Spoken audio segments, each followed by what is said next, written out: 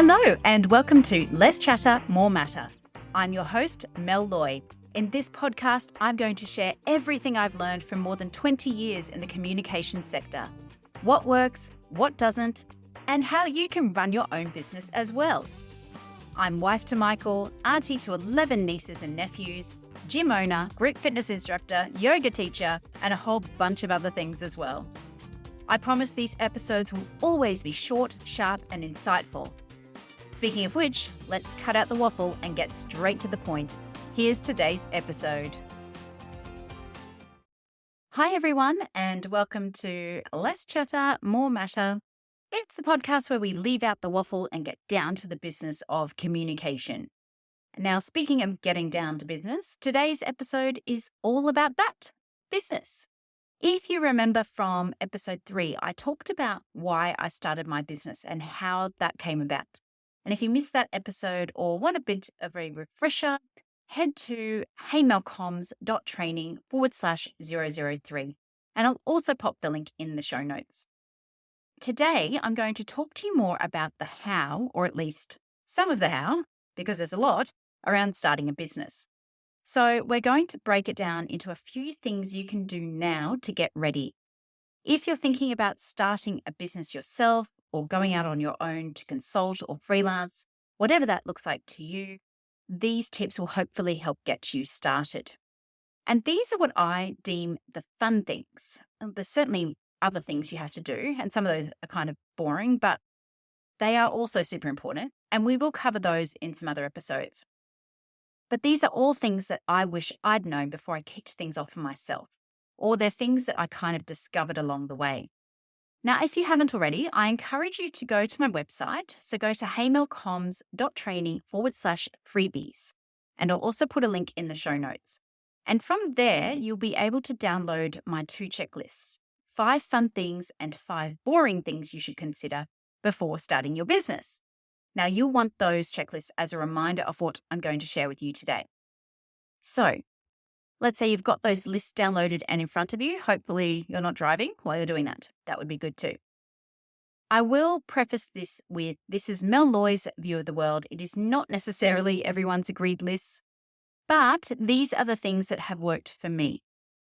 And look, I get asked all the time about how to start a business or how do I start freelancing. So I know these are the things y'all are interested in.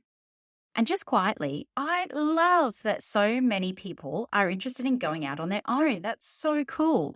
It really shows that sense of entrepreneurial spirit and just wanting to do things differently and do things on your own terms. And that's really cool. So let's get amongst it, because those of you who know me or who have now been listening for a little while know that I hate faffing around and wasting time. So let's get into it. You've made the decision. You are going to try going out on your own, or even you're just testing the waters with the side hustle first, and that is so awesome. It is a courageous and exciting decision to make. But where do you even start? How do you start a business? There is a lot that goes into it, but let's focus today on the fun things that will help you keep that sense of excitement and momentum going. So number 1 is develop your brand. This part is all about developing a sense of who you are or who your business is and how that will show up. So you might come up with a business name or just decide to use your own name as the brand. There are benefits to going either way. So, for example, if you have plans to expand your business at any point, or you're going in as a partnership, then probably think about a more generic business name. Look, it may still include your name in some way, but a more generic name will mean the business won't be all about you, which will be great if you want to grow or shape or even sell your business in the future. Now, a side note here, make sure you check to see if the name is already taken, and also check if any domain names you want to use for your websites are already taken as well, because that can often just help you make a decision about a name, because if it's already being used, well, you can't use it. So you're going to have to find something else. Now, making yourself the brand instead also has its upsides. Your personal brand is easier for people to connect with because, after all, we're humans. So you're more likely to be able to build a following of people who like and trust you. It can also be easier for you to grow your business from the ground up, as prospective clients know you and they know that they're working with you, not being handed off to somebody else. The flip side of that is, if it's just you, they may think you don't have the capacity to be able to support them. So just keep that in mind as well around who your ideal customer is. Now, if you want to be working solo and you don't want to expand into any other type of business model, then use your name. Again, it's much easier to just go with your own name. People recognize it, they know you. There's typically not going to be another business with your name, I would hope. And certainly you'll have more domain name options open to you as well.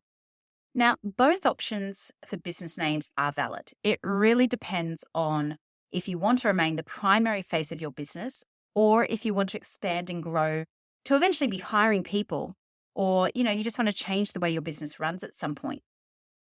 Personally, when I got my branding done for Hey Mel, I did it with flexibility built into it.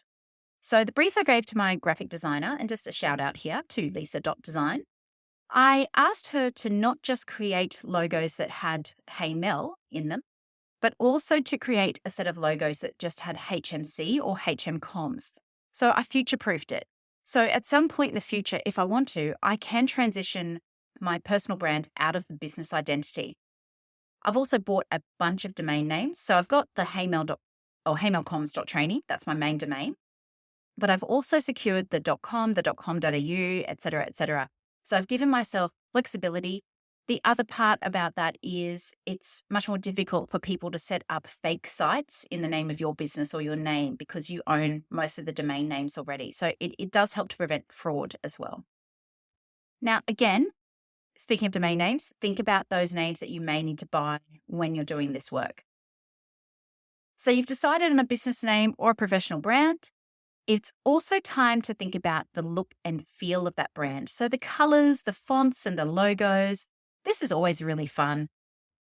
When developing these with a designer or even just in Canva, think about the colors that represent your brand personality. So if it's a really fun brand, you might want to use a lot of bright or fluoro colors, but if it's a more serious brand, you're going to tone it down a bit. So this is where I'd really suggest getting professional support from a designer. Give them a really good brief, create a Pinterest board with the things that really appeal to you, and you can take that through them when you brief them. A good designer is also going to provide other elements to you, like icons or the shapes and things that you'll use on your graphics and that sort of stuff as well. So again, really highly recommend you do that if you've got the funds. If not, jump onto Canva, find some inspiration. But this stuff is just the shiny stuff. So remember that a brand is so much more than just colors and names. It is every touch point a person is going to have with your business. So you have to also think about the messaging, how you'll talk about what you do and who you serve and how, what that tone of voice looks like, what experience a person has when they contact you by any channel. What kind of typography and imagery makes sense for your brand as well? And remember, you don't actually need to get it right straight away. I mean, more than 2 years later in my business journey, I'm still tweaking and refining some of this stuff. And that is so okay. Brands do evolve. Number 2, build your website. Your website is your digital business card. It gives you credibility when you start out and when you start introducing people to your business. So any conversation that you have with a person, you might only have, let's say, 30 seconds to tell them what you do and how you do it and what value you add. But online, they have plenty more time. They have more time to consume the information and think about what you do and how you could work for them. Trust me, prospective clients are using your website. They are reading it.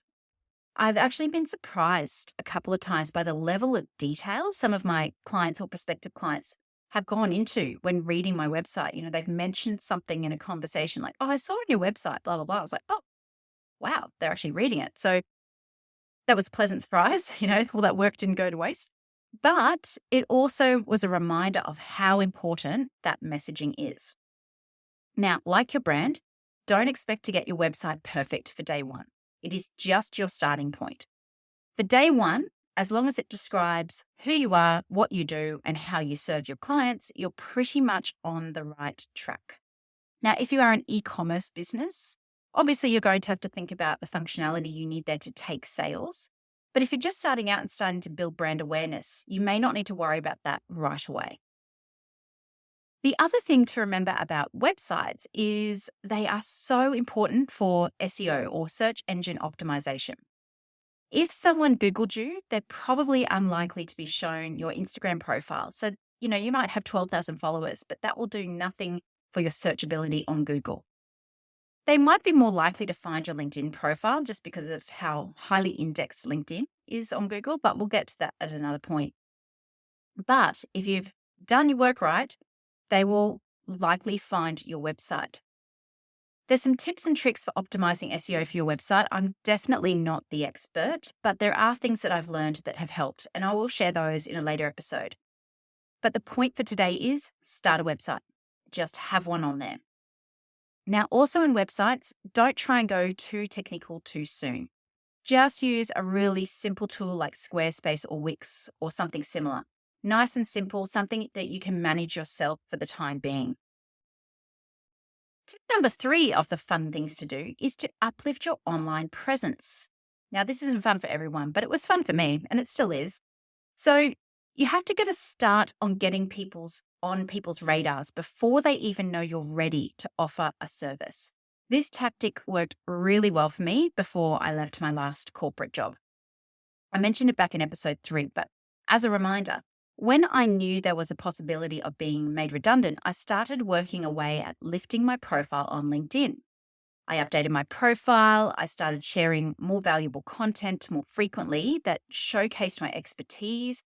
I shared other people's contents with my thoughts. I engaged in other people's content as well. So, in short, I became much more visible among my potential future clients. Now, for me personally, LinkedIn was the platform of choice because the people I wanted to be my clients were there. That's not the case for every business. It might be that your ideal customer is more likely to be on Instagram or Pinterest, for example. So go with your audience, go where they are, and start getting on their radars and delivering value for them. It will take a little time to build a rhythm and some content, so you should definitely get this one underway pronto. All right, stay with me. Number 4, meet potential future clients or partners. Now, this worked really well for a friend of mine just recently, actually. She knew she was going to quit her job and start consulting. But like many of us, she was really worried about not getting work right away. Does that sound familiar? Look, the truth is, if you are awesome at what you do in your current permanent job, you will be awesome at what you do anywhere. Your awesomeness will be valued by others. So that's not for you to worry about at all. You're going to be okay because you're already awesome. In my friend's case, she was worried about this, but she reached out to some senior leaders she'd previously worked with who had moved on to other businesses. But they knew her and they knew her skill set really well. All she did was just advise that she was going to be starting consulting soon. She wanted to have a chat about any projects they thought she could help with. Right away, she had 2 coffee meetings set up and consulting offers on the table in a matter of weeks. She could name her price because these clients had previously worked with her. They knew how good she was. They knew she needed her skill set and they trusted her. That's so important. So the lesson here is look at your network of professionals, former colleagues, even friends and family, and think about who might be interested in working with you. Pick 5 people and just go for it. Look, the worst that can happen is they say, thanks, but not right now. That's literally the worst that can happen. That's not bad, right? So either way, whether or not they take you up on your offer as a copy, they know that you are available for work and they may well contact you later down the track. That's certainly happened to me multiple times. So get out there, meet some people. Okay, next tip. And this one is actually probably the most important one. So if you've tuned out a little bit, tune back in. Build your support network. This is a really big thing. Start to build your support network now. This is a group of people or groups of people you can learn from or learn with. So in my case, I set up some coffee meetings or virtual meetings with people I'd previously worked with or who I knew through friends who had gone out on their own as consultants or started their own businesses. And honestly, they were so generous with their time and knowledge, and they let me pepper them with questions endlessly. And look, I tried to learn everything I could from them about what to do and what not to do, because honestly, I had no freaking idea. I also started attending events, networking events, so particularly for women in business and small business owners, to meet other people who were at various stages of their journey of business ownership. And many of these events had really great guest speakers to learn from. And a shout out here to the Bell Evolution. If you're in Brisbane and you're a woman in business or thinking about it, come along to those events. They're great for networking and just learning. I learned so much from those events. I'm also now part of a mastermind group with 5 other female business owners where we meet at least once a month. We have a really awesome WhatsApp group. We brainstorm together. We ask each other questions. We are working with each other in some cases. We're helping each other out. We've become each other's clients, which is awesome. It's really great to get their opinions and experience and advice on certain things as well that are happening in my business or in each other's businesses. Like even just a couple of weeks ago, I popped a question in the chat that I have with my mastermind group around pricing and got some awesome feedback and ideas from them. That was just invaluable to me. So importantly, it's really nice to have that close group around you who are your biggest cheerleaders and they want you to succeed. I also signed up for a course with Leanne Hughes. So shout out to Leanne here, her booked out facilitator course. So this was, again, a small group of people who are consultants, workshop facilitators who wanted to learn how to do it better. But also Leanne brought in a lot of kind of the business ownership aspect of that as well. And again, I've built a really lovely network of people there who I continue to tap on the shoulder for ideas and advice. So have those groups. You don't just have to have one, you can have plenty, and they will all give you different things. The thing is, when you've got those groups of supporters around you, it just makes it feel like it's really worthwhile because this can be a hard slug and it will give you some more confidence. Yes, I can do this. This can work. Somebody else has already done it and it worked for them. Great. So get that support network going right now. So that's my top 5 things to do, or the top 5 fun things to do when starting your business. To recap, they are: number 1, develop your brand. And remember, it's not just the shiny things, it's how you show up for every touch point a person has with your business. Number 2, build your website. That gives you credibility. Number 3, uplift your online presence. So go where your potential clients are and start talking. Number 4, meet potential future clients or partners. Reach out to just 5 people in your network and see if you can have a chat. Remember, the worst they can say is, not right now, thanks. And number 5, build that support network. Absolutely crucial, particularly if you're doing this for the first time, you're doing it by yourself and you have no idea around all sorts of things to do with business, like pricing or insurance or how to deal with clients or whatever that looks like. Get that support network in place. Now, in future episodes, I'll go into more detail around building the website, developing your brand, uplifting your online presence, SEO, all of that. But for now, hopefully this high-level view of the top 5 has given you enough inspiration to get the ideas flowing. Now, don't forget, you can head to my website and download these checklists for free. So go to heymelcoms.training/freebies or look for the link in the show notes. That's it for another week. As always, if you haven't already, I would love for you to subscribe to the podcast and leave a rating. It means you will never miss an episode and it will help me spread the word further about how to be an effective communicator and to start your own business. Hopefully we can reach more people like you who perhaps are thinking about taking that next step and going out on your own. In the meantime, please send me your feedback. I love it, love it, love it. And any questions you might have. You can also check out the blog on my website for other juicy tips and insights. See you next week and keep doing amazing things.